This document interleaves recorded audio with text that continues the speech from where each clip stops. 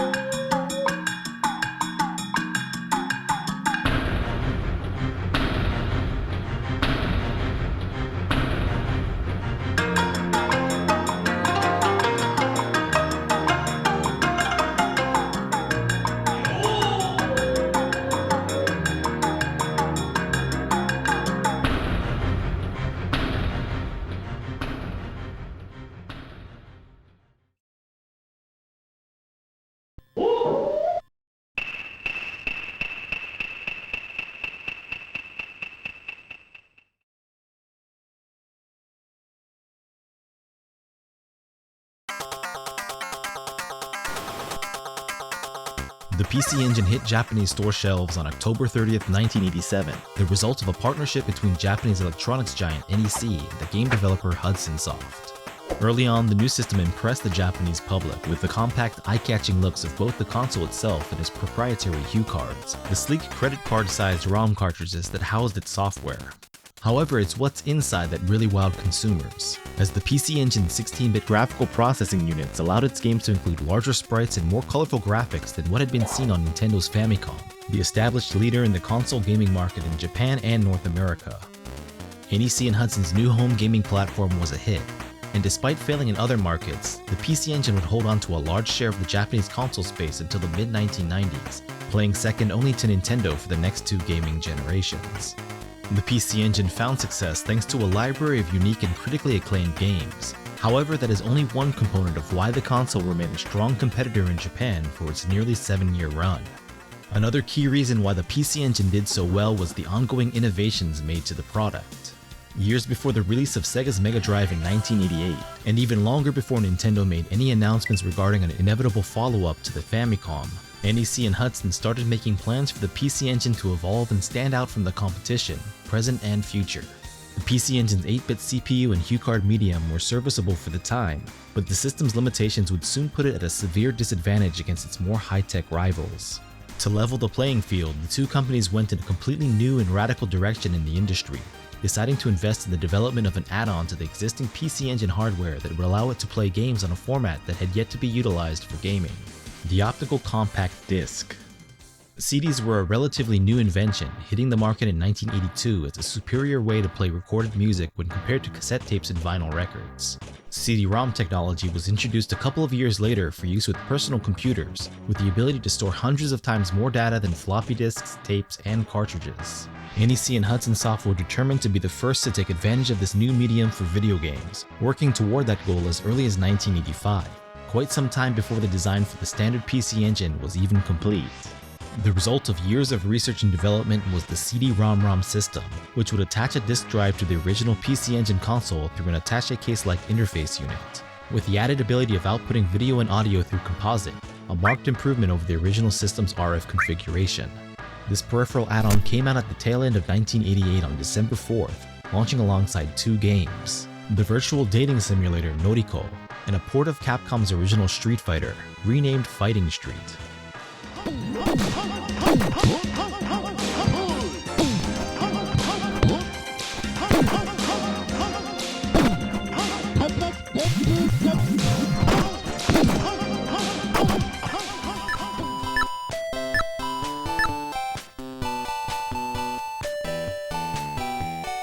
いただきます。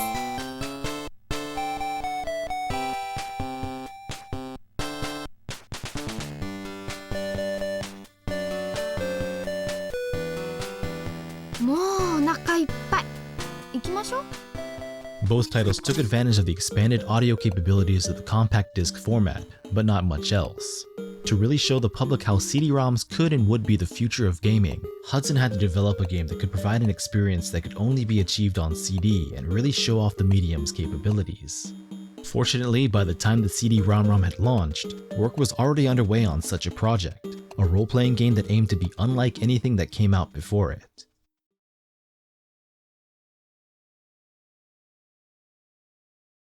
By the time the PC Engine was created, Hudson Soft had already accumulated years of experience developing popular games in-house for various computer and home console platforms. Most of these were simple action titles or platformers such as Adventure Island, but among them were more complicated projects like the 1987 hit Famicom RPG, Momotaro Densetsu.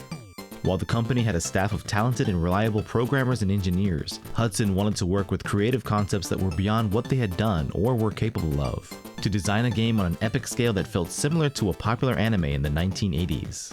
In order to accomplish that, Hudson brought in Teruhisa Hiroi, known as Hiroi Oji or Prince Hiroi, to lead such a project. While just starting out in the anime and gaming sphere at the time, Hiroi Oji would become a hugely influential multi-creator in Japan, starting up Red Company, known as Red Entertainment today, producing some of the most well-known franchises in the nation, perhaps most notably the multimedia and cultural phenomenon Sakura Taisen. The partnership between Mr. Hiroi and Hudson came about from the former's work as co-creator of the television anime Mashin Eiyu Den Wataru, known as Spirit Hero Wataru in international markets. Sometime before the show hit Japanese televisions in the April of 1988, he met with Hudson higher-ups hoping to gain a sponsor in the company. The meeting went well, with Hudson even agreeing to publish a PC Engine game based on the license, which would come out in the fall of 1988, released the following year in North America as Keep Courage in Alpha Zones, a pack-in title for the TurboGrafx 16. Aside from that, Mr. Hiroi was also offered to head up the development of a game, as Hudson was impressed by his contributions to Wataru, as well as the success he attained with Nekros no Yosai, or the Fortress of Neklos, a candy line that started in 1987, which included figurines and cards, allowing children to play a sort of fantasy role-playing game.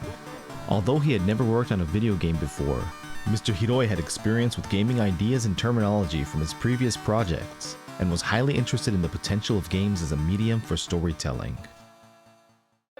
Hiroi Oji already had a vision for the game, based on an idea he originally intended for a live-action or animated movie in 1986.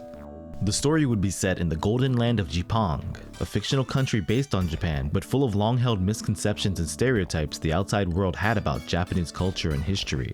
The name Jipang itself is an example of this, as it's an old European word for Japan originating from 13th century Italian explorer Marco Polo's observations. The term Jipang, or its variation Zipangu, is also most likely why the East Asian nation is called Japan around the world, since natives call their country Nihon or Nippon. Regarding the game itself, the overall concept would be a video game adaptation of the writings of an American-born scholar and researcher named Paul Hieronymus Chada, more commonly known as P.H. Chada. Utterly fascinated with ancient Japanese history and mythology, he penned a novel called Far East of Eden, Jiraiya, telling the fantastic tales and adventures from a country called Jipang, as seen through the eyes of a foreign missionary. If this all sounds pretty nonsensical, that's because it is, since there is no such person named P.H. Chada. Rather, Hiroi Oji worked with friend and Red Company co-founder Hiroshi Adachi to develop the story, characters, settings, and scenarios for his ideas. It's most likely that the moniker P.H. Chada was decided on as a combination of the two writers' names, PH standing for Prince Hiroi, and Chada being similar to Adachi spelled backwards. With story writing duties set, Red Company needed one more key member of the creative team before they could really get to work on their new game project. Someone who could bring the people, landscapes, and history of Japan to life visually in a unique and appealing way. And in 1987, by fate or by mere coincidence, they found him. 辻野義輝です。天外魔境における役割なんですけど、キャラクターデザインと作品全体のコンセプトを、目に映るものをどういう形にするかみたいなコンセプトデザインをやっておりました。At the time, Mr. Tsujino was an animator at Telecom Animation Film, a subsidiary of the famous anime studio Tokyo Movie Shinsha, where he mainly worked on foreign commissions such as Disney's DuckTales. Dissatisfied with the style and content of their current work, he and a few co-workers came together to propose an animation project they'd find more satisfaction with, a fantasy anime set in Japan. While they lobbied to get this project approved, another colleague happened to have a meeting with Hudson Soft around that time to explore opportunities to work on projects together, taking some of Mr. Tsujino's sketches for the proposal with him. It just so happened that Hiroi Oji was also at those talks. そこで僕たちが作ってたアニメ映画の作品の絵と出会って、今回ハドソンで作る CD-ROM のゲームにこのキャラ使おうぜみたいな話になっちゃって、それで巻き込まれたという形ですね。企画書に書いた主人公なんですけど、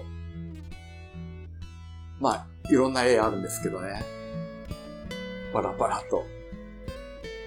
この主人公の絵を広井王子がちょっと気に入って、これを、今回の天外魔境の主人公であるジライヤにしたいと。Mr. Hiroi gave the young artist the nickname Torajiro, and together with Mr. Adachi, the three of them continued on with the creative planning for Tengai Makyou ZIRIA.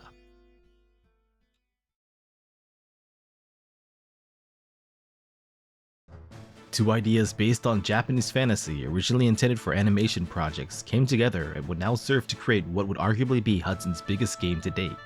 Mr. Hiroi's ideas were grand, and he worried about whether or not they could all be included in a video game.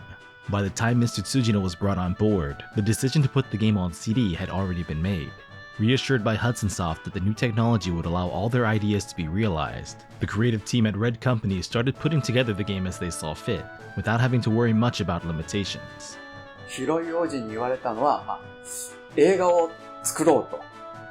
ゲームというメディアだけど、それで新しいゲームの、形を、これで作ろうではないかみたいなことを言われまして、映画を作るつもりで、参加しました。However, despite having the extensive space of a compact disc, they ran into many technical problems in making their vision a video game reality due to various memory limitations of the new hardware, as well as most of the programming team having to learn the ins and outs of CD-ROM technology as they moved along with the project. Some of the major players of Hudson's development staff included company veteran Shinichi Nakamoto, who served as producer, and Satoshi Mikami and Kenji Kikuchi filling in as the game's main programmers. Mr. Nakamoto, who is considered the father of Bomberman and would have a storied career at Hudson in the years to come, was also general manager of technology and worked closely with the engineers developing the CD-ROM attachment. Mr. Mikami and Mr. Kikuchi were both established and capable employees who would also be heavily involved with the company moving forward. Still images and video of the game would be shown to the public as early as 1987 to build up hype for the game and the CD-ROM system, showing theoretically what the new technology could achieve in gaming. A lot of what was presented, however, would change significantly over the game's development cycle. Prototype footage showed an action-oriented role-playing battle system, and character models in towns and exploration sections looked closer to Mr. Tsujino's artwork than what would be used in the final game. The super deformed style that was the norm for most RPGs in the 80s and 90s. Red Company and Hudson's initial ambitions for Tengai Makyou had to be scaled back quite a bit during production, and the game system would be overhauled several times. Mr. Tsujino recalls a few things they had tried to include in the game. ちょっとした人も全員別々の顔がある。そして敵が出てきた時はモーションをしてアニメーションで戦うという風なことで始めて絵も描いたんですけどね。結局うまくいかなかったというのがありますけど。Aside from the technical issues, the lack of experience Red Company had in creating scenarios in an RPG also became a roadblock to progress. Hiroi Oji reached out to someone at Hudson Soft with experience in the role-playing genre, the creator of Momotaro Densetsu, Mr. Akira Sakuma. The two were actually friends who had attended the same university, so it was an easy call for both to work together. Eventually, Mr. Sakuma would bring in another person to essentially save the project, a rookie who had assisted him with Momotaro Densetsu. 足立さんなんかと一緒に作って、一旦ゲームとしての形にはなったんですけど、この形ではゲームとして売れないというか、これじゃダメだという風なことを言われまして、新たに増田昌司氏、天外魔境2の監督をした増田さんという方が呼び出されて、これをもっとわかりやすく売れる形のゲームとして、作り直してほしいという形で、いろいろ手直しされたんですね。Though his name does not appear in the game's end credits, Shoji Masuda was tasked with drastically reworking much of the game near the final stages of development, including many of the game's scenarios and its battle system. Mr. Masuda wasn't actually a Hudson employee at the time, but was instead working for an advertising agency in charge of marketing Tengai Makyou ZIRIA, which explains his absence in the game's staff role. After his work on this title, he would be officially hired by Hudson for a time, though he would forge his own unique path in the industry with RPGs like Linda Cubed. As a CD-based game, a lot of expectations were placed on the audio capabilities of Tengai Makyou ZIRIA. For the voice acting cast, Mr. Hiroi chose talent who were already known in the animation field.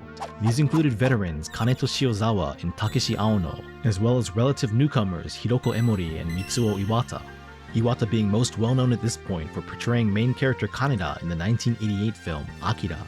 For the game's music, Hiroi enlisted Ryuichi Sakamoto to compose part of the soundtrack. Mr. Sakamoto was a big name in the music world at the time, not just in Japan for his pioneering work in electronic music, but internationally as a respected composer for films, winning the British Academy of Film and Television Arts Award for Best Original Music in 1982 for the soundtrack of Merry Christmas, Mr. Lawrence, as well as the 1988 American Academy Award for Best Original Score for his work on The Last Emperor, which won multiple awards that year, including Best Picture and Best Director. The selection of notable names for voice acting and music was by design, of course, not only to add to the quality of the game, but to leave an impression in the minds of magazine readers by giving them a clearer idea of how the game would sound.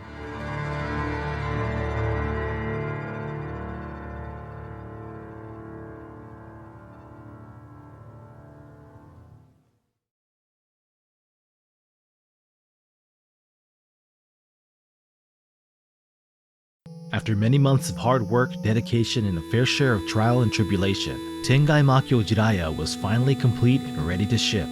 The world's first role-playing adventure on CD-ROM was published on June 30th, 1989 for the manufacturer's suggested retail price of 7,200 yen plus tax. The game was pressed on one disc held in a double CD jewel case, the cover featuring an arrangement of kanji characters and symbols drawn by Mr. Tsujino. The package continued a tradition of role-playing games, particularly those on personal computers, by including a lot of extra information and a few bonus items. Rather than showing images and providing descriptions of the game, the reverse side cover is actually a prism sticker of the game's 3 protagonists. Inside there are more stickers representing paper seals used in the game's story, with a note claiming that adhering them to the CD-ROM system will improve gameplay. The main reason Jiraiya comes in a double case is its 72-page instruction manual, which includes a mini manga that sets up the story, colorful artwork and images, as well as info on just about everything the game has to offer. Perhaps the most interesting part of the booklet is the Making of Jiraiya section at the end, which introduces many of the key development staff from Red Company and Hudson, putting a spotlight on both the creative and technical sides of production. The name Tengai Makyou was most likely derived as a play on a series of Japanese literary works called Jingai Makyou, with Far East of Eden similarly taken from the classic Western novel East of Eden. Tengai Makyou can be translated to English as The Realm of Devils Far from Heaven, and the backstory of the game provides a hint as to why that title was chosen. The country of Jipang was blessed with abundant nature, prosperity, and peace, but that suddenly came to an end when the demon lord Masakado ravaged the land and threatened to bring Jipang into an age of darkness. When it seemed none could withstand his destructive ambitions, a band of brave warriors stood up to him, fighting a war that lasted 100 days. These were the proud members of the Fire Clan, who became the saviors of Jipang when they defeated the Dark Lord, sealing away his corrupt soul, restoring peace to their nation. Fast forward 1,000 years, sometime in the 1700s and somewhere in the Bando region of Jipang. The country has thrived for centuries since the Great War, but if history teaches anything, good times never last forever, and recently a mysterious cult calling themselves the Daimonkyo has spread across Jipang from lands abroad, attracting both noblemen and commoner alike with their teachings. This religious movement is a front for a much darker scheme, which is to resurrect Masakado so he may lay siege to Jipang once again. A young descendant of the Fire Clan, Jiraiya, learns of this history and current situation from the leader of his tribe, the Toad Hermit, and is sent out on a journey to unite with 2 other descendants of the Fire Clan, recover the 3 holy orbs used by their ancestors to seal away Masakado, and put an end to the ambitions of the Daimon cult. おいらにマサカドってやつが倒せるのか？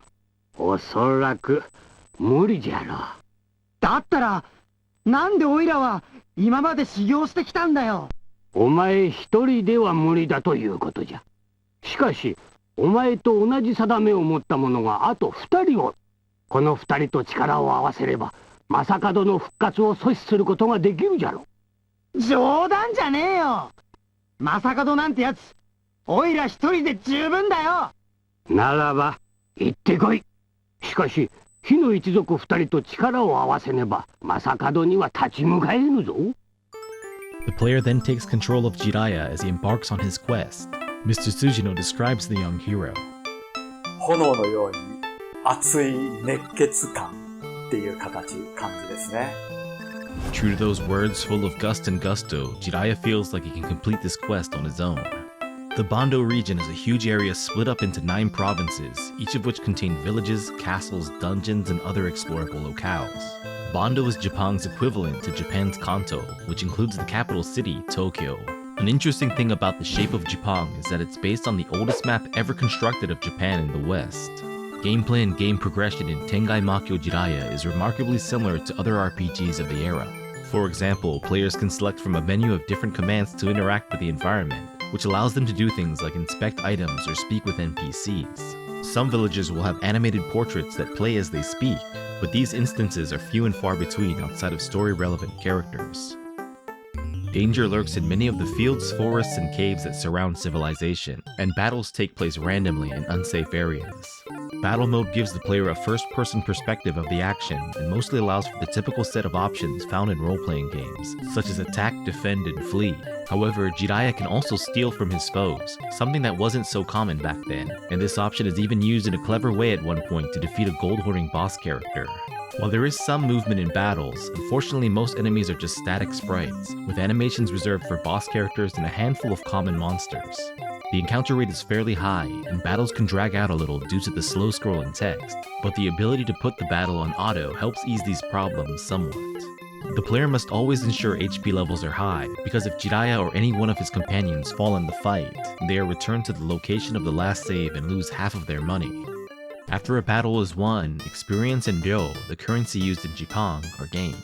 Experience is of course necessary to level up and become stronger, and ryo can be spent in town for items and equipment, or at places like the inn or gambling house. Fighting monsters isn't the only way to level up, since completing major events and side quests also rewards the player with a sizable amount of bonus experience. Jiraiya has a long and perilous journey ahead, and he runs into trouble only a few steps in, as he is deceived by a tanuki trickster posing as a descendant of the Fire Clan who looks almost identical to the young hero. In the end, the incident works out in Jiraiya's favor, but it helps him realize that this mission won't be quite so simple and easy, and he will need real friends if he hopes to survive. Thankfully, he won't be completely alone for long, and he runs into one of the toads of his tribe named Kogama, or Small Toad, who offers to accompany Jiraiya. This little guy randomly attacks during battles and can also warp the party to one of the many small settlements overseen by a large man named Kumogiri, a boss of a band of thieves and a friend of the Toad Hermit and the Fire Clan. It's fortunate Kogama found Jiraiya when he did, because it wouldn't be long until one of the 13 leaders of the Daimon cult, Goemon, reveals himself to the hero. Though he seems like a normal, if not nefarious man at first, like most of his fellow Daimon generals, he uses that form to conceal his true, monstrous identity. It turns out that the Daimon cult has been kidnapping its adherents and other people throughout the country, submitting their captives to gruesome torture and stealing their souls for the resurrection of Masakado. They perform this task without mercy nor remorse, their dedication unwavering to their cause and its founder, Jashinsai. そもそもは、邪神祭というね、人物が、世界中回って魔術なり何なりを極めたいとやって中東の方へ行って悪魔なり何なりそういうのと出会って魔術を得るんですけど、そこで見入られるんですね。バール大門という。でもって彼を引き連れて、ジパングを、当時のジパングというのは昔いた鬼なり妖怪なりそういう人たちがいたジパングではないジパングになってて、後から入ってきた人間が支配している世界だったんですよね。そこを昔のようにそういう昔にいたジパングにいた人たちの世界にしようとバール大門の力を使って、そして日本を転覆して自分たちの世界にしてやるぞというような人たちですね。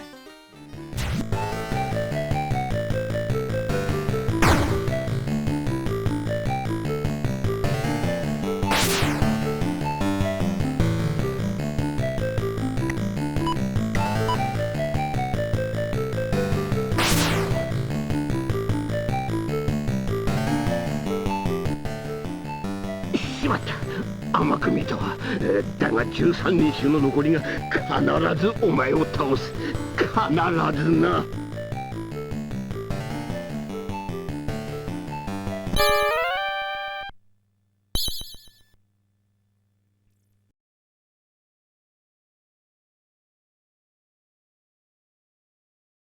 The fight that ensues with Gomon pushes Jiraiya to his limits. However, he emerges victorious. Shortly after the clash, he meets up with a young girl whom he was destined to unite with, a fellow descendant of the Fire Clan. お日様のようにニコニコ明るくて、でもまあちょっと太陽が曇る時もあっておセンチになるかなという可愛いほっとけないやんちゃな女の子みたいな感じですね。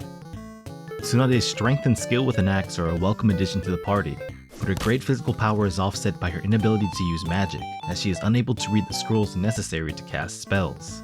She cannot steal like Jiraiya, and instead has a special command where she pretends to cry in order to invoke panic in a foe, though that never seems to actually happen. She hails from the Slug tribe, whereas Jiraiya is part of the Toad tribe. Only one more member of the Fire Clan must be found, Orochimaru from the Snake tribe. While searching for this third Fire Clan descendant, the heroes will cross paths with a variety of people, making new friends and allies on the way. Many of them will aid the heroes in some way in order to overcome the many obstacles the Daimon cult has placed on the path forward. Swordmasters invite Jiraiya to face them in combat where they pass on their unique sword techniques. All throughout the land, gods in the form of white spirit animals have been trapped and sealed away by the cult, and when freed, award Jiraiya with a useful item, often a scroll that allows him to cast the magic spell. The king of the ogres, Akuro, joins the fight for a short while to reclaim his kidnapped son from one of the cult's commanders. One of the more eccentric people in Jipang that the party will rendezvous with from time to time is Hotei Maru, an odd but kind and knowledgeable foreign missionary whose appearance and way of speaking are very much out of place in Jipang. He proves to be a valuable friend time and time again, and it's this man whose observations are chronicled in the imaginary novel Far East of Eden.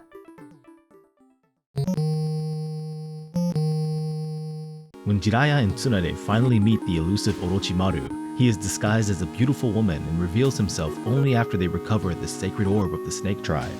But rather than join the other Fire Clan descendants right then and there, he denies his destiny and runs off. His reluctance is due to the loyalty and obligations he has to the man who raised him, the great shogun of Edo, who has been seduced into joining the Daimon cult. オロチマルはやっぱりクールなんだけど内面にいろいろ悩みを抱えているような複雑なキャラクターかなという。The two must continue on without the shogun's ninja, who asks to be given time to consider the path he will take. During this time, Orochimaru does keep an eye on the heroes and even provides help along the way.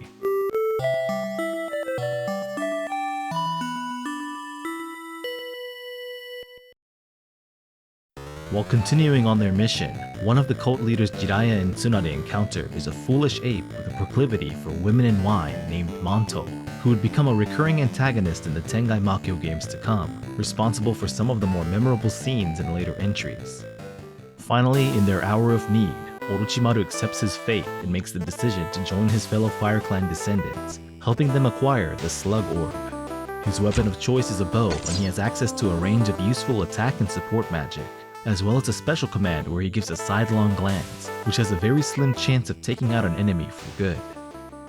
With the descendants now united and holding 2 of the 3 Fire Clan orbs, the time has come to recover the final orb and end the Daimon cult's campaign of terror. The trio makes for an extremely effective team, and just as things are looking up with their goals seemingly within reach, everything takes a turn for the worse. Tsunade and Orochimaru are captured, leaving Jiraiya to continue on his own to save them. A priest named Namagusa offers to assist the young man, but even then, the power of the Daimon proves too overwhelming, and the young Toad Tribe warrior finds himself at his lowest point in the journey. Stripped of his possessions, including the sacred orbs, he is taken to Gokumonto, the island of Hell's Gate, tossed into its damp and dingy dungeons. Despite losing many of its leaders, the cult has not been as weakened as one might think, as the dungeon is quite populated with prisoners, some of whom are Jiraiya's friends and allies, locked away to be harvested for Masakado's revival. He soon reunites with Tsunade, as well as the missionary Hotemaru, who informs them that he was forced to help the enemy construct a mighty army of mechanical giant soldiers due to his knowledge of engineering. These soldiers guard the island and pose too great of a threat for any mortal to stand up against, especially those who are unarmed like Jiraiya and his imprisoned friends, making escape impossible. However, the odd foreigner is secretly harboring something these menacing machines are no match for: a clay robo. This tiny ornament is actually a sacred guardian created by the gods that can grow larger and wield immense power, enough to destroy the machine soldiers with ease. Thanks to this clay robo, the 3 heroes are eventually able to escape the island. But the robot doesn't make the journey, as its one weakness is water, and it tragically dissolves in the ocean. Their resolve strengthened from the second chance, Jiraiya, Tsunade, and Orochimaru make their way to the province of Musashi, home of the capital city of Edo, to put an end to the Daimon cult and their evil plans to destroy Japan once and for all, or die trying.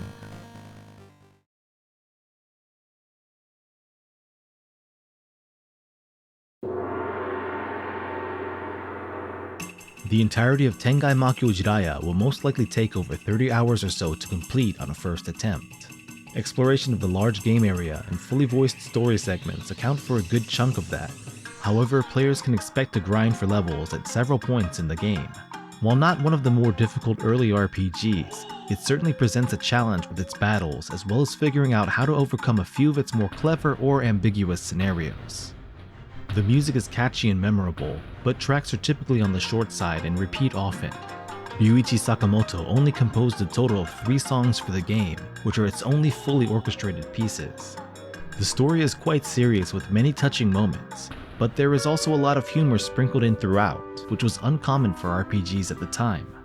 What was also uncommon was basing an RPG on Japanese myths and history, since most games in the genre were inspired and centered around medieval Western concepts and themes, including those made by Japanese developers. An old Japanese tale that Tengai Makyou draws a lot of inspiration from in particular is The Legend of Jiraiya, where the toad, slug, and snake motifs, as well as the 3 main characters' names, are derived. The classic tale of Jiraiya has been adapted into movies and influenced all sorts of Japanese media, especially anime and video games. Regarding his decisions for Tengai Makyou's themes, Hiroi Oji explains the idea process in a 1992 Super Famicom magazine article. If you investigate Japan's ancient religions, you'll find there are many things still shrouded in mystery there. It got me thinking, what if, long ago, there was some event or something that erased all that history? There's a dynamism to the flow of history. Tengai Makyou was my way of trying to express that. As entertainment, I know those deeper aspects of the game are easily obscured, but the humor also acts like the sugarcoating of a pill, a way to make the truths go down easier. It's also something for adults to enjoy too. Tengai Makyou ZIRIA was promoted heavily before and after its release, presented as a showcase title for the PC Engine CD-ROM system. The big names attached to the product, the excitement of what new technology could bring to the gaming experience, and the promise of a huge adventure unlike anything else all made the game a financial success. However, the final revision of the game would end up very different from what was shown in many previews, due to the issues mentioned earlier. A lot of the more ambitious features and ideas would ultimately be left on the cutting room floor. スムーズにゲームが動くようにするためにメモリを軽くしなきゃいけないとか、締め切りがあってその期間内にまとめなきゃいけないっていうので、かなりカットされてますね、ジライアは。小説では足立さんが、その辺を書いてると。Such cut content can be found in a collection of fully voiced and animated scenes that play after enough time is spent idling on the game's start screen.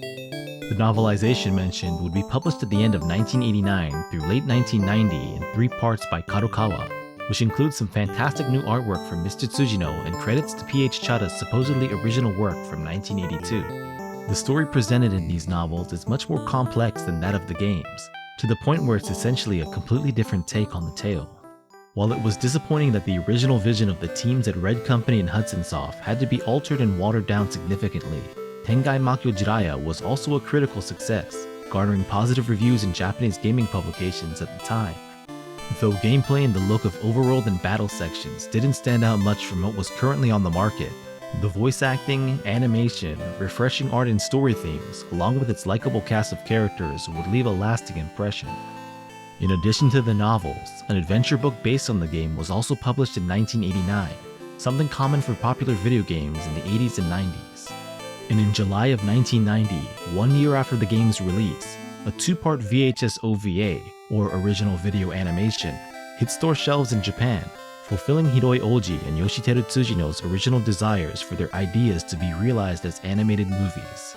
Produced by Kadokawa, Takara, and Tokyo Movie Shinsha, each volume has a runtime of 50 minutes, and while the characters are the same found in the PC Engine title, with the principal cast's voice actors reprising their roles, the animation story is only loosely based on the source material.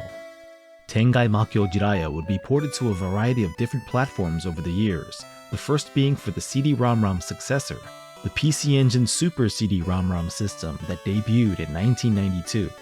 This was a not-for-sale promotional item that was given away in limited numbers to customers of the PC Engine Duo system and is identical in content to the standard CD-ROM release. The original game would also be included in a PSP release compiling all of the PC Engine's retail Tengai Makyou games in 2008, and available for download on the PlayStation Network in 2010. An enhanced edition of the game with updated graphics and sounds, minus voice acting, was published for several Japanese cell phone carriers in the mid-2000s, but the most substantial re-release of them all is the 2006 3D remake for the Xbox 360, titled Tengai Makyou ZIRIA, Haruka Naru Jippon, or The Distant Jippon. It deviates from the original greatly, as its story is more in line with Red Company's original vision for the game, similar to the novels. Opinions on this reimagining are divided among fans. However, it's one of the more difficult to find titles on the 360, commanding rather high prices on the second-hand market. Like the other releases mentioned, this game remained Japan exclusive. However, Western publisher Gaijin Works started on an English localization that was ultimately scrapped due to a number of factors, including Microsoft's strict publishing policies. The 360 version of Jiraiya would also see its own mobile port in 2010, presented in a style that resembles the original game.